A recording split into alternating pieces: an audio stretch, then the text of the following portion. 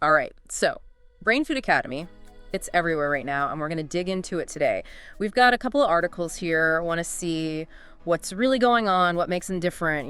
Could this be the future of education? What's interesting to me right off the bat, both these articles, they're saying brain food is not just your typical online school, right? Yeah. They're aiming for something bigger. Oh, okay, I like that. So what's the secret sauce? What makes them stand out?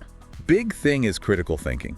Like your guide to Brain Food Academy, it calls them, get this, critical thinking champions, which, let's face it, in this day and age, that's gold, right? Yeah.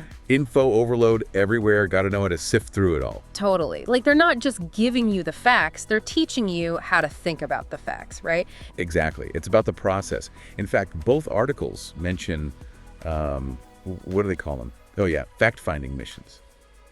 So it's active, not passive. Love that. Instead of just a library, it's more like, I don't know, a detective agency for knowledge. You come in with a question, like you got to figure out how to find the answers, evaluate the evidence. And that's where the teachers come in. They're more like guides. Both sources say that. So less traditional lecturing, more facilitating, Makes sense. Especially online, you can't just replicate a classroom. Got to be different. So more discussion based then. Yeah. Your guide to Brain Food Academy mentions a lot of, engaging discussions and those critical analysis exercises. Probably lots of open-ended questions, challenging assumptions, that sort of thing. Which, you know what, could be even more important online. Think about it. Echo chambers everywhere. If they're teaching kids to actually debate effectively, that's huge. It's an interesting thought. But before we get too far ahead, let's maybe back up a bit. We've talked philosophy, but what about the nuts and bolts? Right. A guide to Brain Food Academy gave that example of the military family. Constantly moving, kid never misses a beat, education-wise. That flexibility is huge. And it's not just the students. Your guide to Brain Food Academy said they've got teachers from all over the world, too. That's got to bring in some really diverse viewpoints. Which, again, feeds into the whole critical thinking thing, not just one narrow perspective. Exactly. Different lenses, challenging biases, all that. Speaking of different lenses, something that really jumped out at me, the vaccination policy.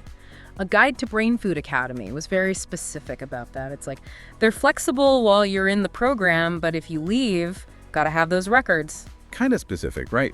Especially for a private online school. Almost seems like a contradiction. Yeah, it's definitely a choice. Like, they're embracing flexibility in a lot of ways, but this is one area where, I guess they're drawing a line in the sand. Maybe it's about public health, community well-being, that sort of thing. It's true. You don't always think about that side of things. But it's like they're saying, hey, we're open-minded, but we also believe in, making responsible choices, not just for yourself, but for everyone else too. Exactly. Yeah. And it kind of goes back to the whole holistic thing, right? It's not just academics. It's about developing, good humans, responsible citizens. Makes you wonder how they handle other things then. Like funding, for example.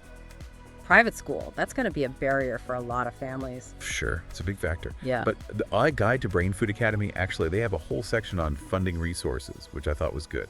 Scholarships, grants, even advice on finding local stuff, specifically for, non-traditional schooling. I like that. Transparency is key, and it shows they're thinking about accessibility, not just catering to, the families who can afford it easily. Yeah, trying to level the playing field a bit. And speaking of which, that free kindergarten program, ages 3 to 5. Brilliant move.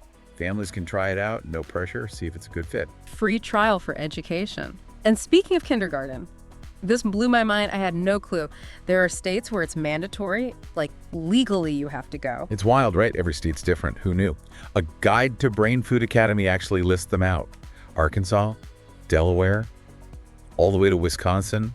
Worth checking, see if you're in one of those states. Do your research, folks. All right, so we've covered a lot. Unique philosophy, flexible online format, even vaccinations.